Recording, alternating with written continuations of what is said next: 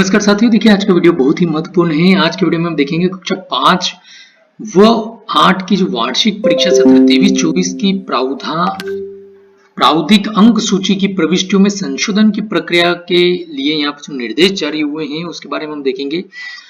तो देखिए वीडियो बहुत ही महत्वपूर्ण है, प्लीज वीडियो को एंड तक बने रहिएगा और साथ ही साथ इसमें हम री एग्जाम जो होने वाली कक्षा 5-8 की उसके लिए भी हम देखेंगे यहाँ पर जानकारी को। तो यहाँ पर देखिए बताया गया है कि कक्षा 5 व 8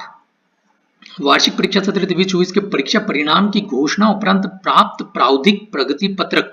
जो कि अभी आप कह सकते हैं एक प्रोविजनल मार्कशीट जो डाउनलोड हो रही है, यदि उसमें छात्र प्रोफाइल में सुधार अपेक्षित है किसी भी स्टूडेंट का, या अर्धवार्षिक परीक्षा या प्रोजेक्ट के विषयवार प्राप्तांकों की प्रविष्टि न होने की स्थिति में निम्नानुसार कार्रवाई की जाए। ठीक है, तो यहाँ पर क्या बताया गया है कि प्राप्तांकों की प्रविष्टि न होने की स्थिति में, ठीक है। फिर उसके बाद में हम चलते हैं, यहाँ पर देखिए नीचे पॉइंट 1 में बताया गया है कि प्रावधिक प्रगति पत्रक जो प्रोविजनल मार्कशीट आपको डाउनलोड हो रही है उसमें जो छात्र की प्रोफाइल की प्रविष्टियों यथा जैसे कि छात्र का नाम हो गया, यदि उसमें कुछ स्पेलिंग करेक्शन है, नाम में किसी प्रकार की त्रुटि है, जन्म दिनांक में, पिता एवं माता के नाम में सुधार हेतु परीक्षा पोर्टल पर अर्धवार्षिक परीक्षा या प्रोजेक्ट के जो विषयवार प्राप्तांकों की प्रविष्टि न होने की स्थिति में छात्र या अभिभावक द्वारा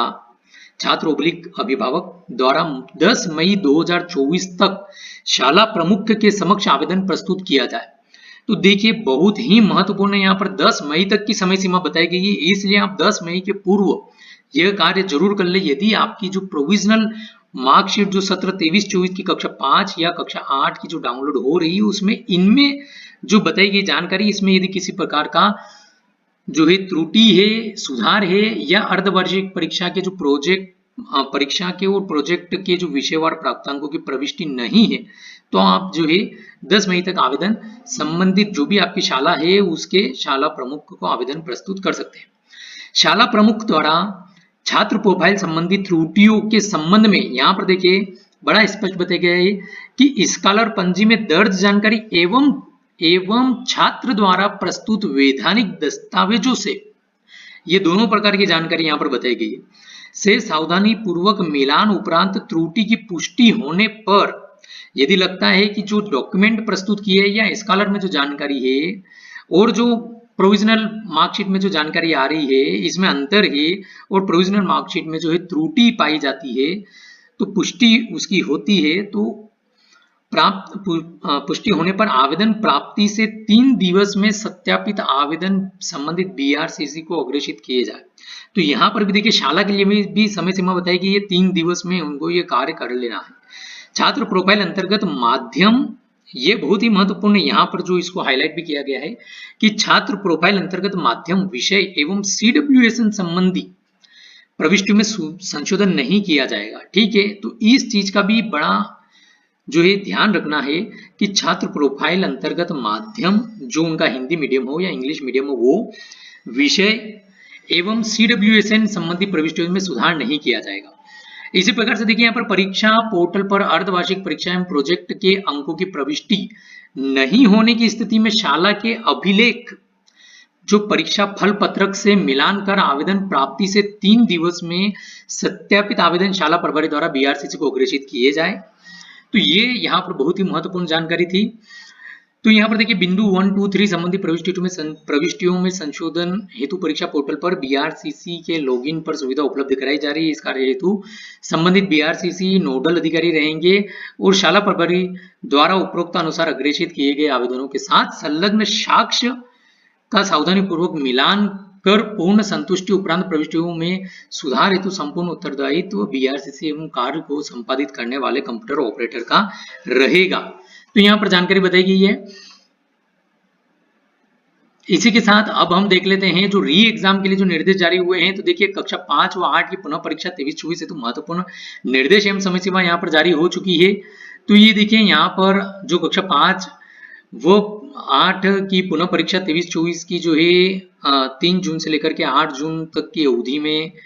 जो संलग्न सारणी समय सारणी है वो हम देख लेते हैं, उसके अनुसार आयोजन किया जाएगा। यहाँ पर देखिए कुछ जानकारी हम देख लेते हैं फटाफट से कि प्रोजेक्ट कार्य के अंकों की प्रविष्टि ऐसे परीक्षार्थी जो वार्षिक लिखित परीक्षा में उत्तीर्ण हैं किंतु प्रोजेक्ट कार्य में 7 से कम अंक 1 से 6 तक यदि उनको अंक मिले हैं होने के कारण अनुत्तीर्ण या मुख्य परीक्षा में अनुपस्थित हैं, ऐसे परीक्षार्थियों के लिए अध्ययनरत शाला के विशेष शिक्षकों द्वारा अनुत्तीर्ण अनुपस्थित हुए शिक्षकों के पूर्व में प्रदत्त प्रोजेक्ट कार्य छात्रों से दिनांक 15 मई 2024 तक पूर्ण करवाकर, ठीक है, उनका मूल्यांकन किया जाए और प्रोजेक्ट के प्राप्तांकों की प्रविष्टि परीक्षा पोर्टल पर अनिवार्य कराई जाए। इसी प्रकार से ये यहाँ पर और जानकारी बताई गई है पुनः परीक्षा केंद्र। तो यहाँ पर बताया गया है कि परीक्षा केंद्र जो है जन शिक्षा केवल जन शिक्षा केंद्र स्तर पर ही रहेंगे और इसके अलावा शालाओं की जो मैपिंग है परीक्षा केंद्र से उनकी मैपिंग की जाएगी, बीआरसीसी स्तर से की जाएगी। ये देखिए शाला प्रमुख के लॉगिन पर सुविधा रहेगी, लेकिन मैपिंग का जो कार्य है परीक्षा केंद्र के निर्धारण उपरांत शाला की मैपिंग बीआरसीसी के लॉगिन से की जाएगी। और किस शाला की किस परीक्षा केंद्र से मैपिंग हुई है यह जो है शाला प्रमुख के लॉगिन में यह सुविधा रहेगी देखने की। और इसी प्रकार से जो बीआरसीसी हैं वो जो है शाला से एक बार अपने ब्लॉक अंतर्गत प्राथमिक माध्यमिक शालाओं के संस्था प्रमुखों से समन्वय कर सुनिश्चित कर ले कि शालाओं की सही मैपिंग हुई है या नहीं हुई है। और इसी प्रकार से यहाँ पर देखिए जो पुनः परीक्षा हेतु मैप किए गए परीक्षार्थियों की परीक्षा में उपस्थिति एवं परीक्षा केंद्र तक पहुंचाने का दायित्व संबंधित शाला प्रमुख या शिक्षक का होगा और शासकीय शालाओं के परीक्षार्थियों को निर्धारित परीक्षा केंद्र तक पहुंचाने वाला व्यय स्कूल कॉन्टिजेंसी मद से किया जा सकेगा, ठीक है। और प्रवेश पत्र डाउनलोड करने की सुविधा यहाँ पर बताई गई है। पुनः परीक्षा हेतु शाला प्रमुख ओब्लिक जन शिक्षा केंद्र प्रभारी ओब्लिक बीआरसी ओब्लिक डीपीसी के लॉगिन पर पोर्टल से परीक्षार्थियों के प्रवेश पत्र डाउनलोड करने की सुविधा रहेगी, ठीक है। तो यह सब जानकारी है और परीक्षार्थी जो भी हैं जो सम्मिलित हो रहे पुनः परीक्षा में उनको जो है प्रवेश पत्र समय पर प्राप्त हो जाए ये भी सुनिश्चित करना है। समय सारणी हम देख लेते हैं। कक्षा 5 के लिए समय सारणी बताई गई है, ये 3 तारीख से स्टार्ट हो रही है। यहाँ पर प्रथम भाषा आप देखते जाइए, हम मतलब आप चाहें तो वीडियो को स्टॉप करके देख भी सकते हैं। तो ये समय सारणी रहेगी इसमें। यहाँ पर 7 तारीख तक है कक्षा 5 की और उसके बाद में नीचे जो नोट दिया हुआ है उसको भी आप एक बार भली भांति पढ़ लें। फिर उसके बाद में यहाँ पर देखिए कक्षा 8 के लिए समय सारणी बताई गई, ये भी 3 तारीख से प्रारंभ है और इस प्रकार से ये लेकर के 8 तारीख तक जो रहेगी और नोट भी यहाँ पर इंपॉर्टेंट इंस्ट्रक्शन है उसको भी आप चाहें तो पढ़ लें। तो इस प्रकार से साथियों हमने इस वीडियो में देखने का प्रयास किया। आई होप वीडियो पसंद आया होगा। प्लीज वीडियो को लाइक शेयर करेगा, चैनल को सब्सक्राइब करेगा ताकि इस प्रकार की और भी महत्वपूर्ण जानकारी आपको प्राप्त हो सके। Thank you. फिर मिलेंगे नई वीडियो में नई जानकारी के साथ, तब तक के लिए धन्यवाद।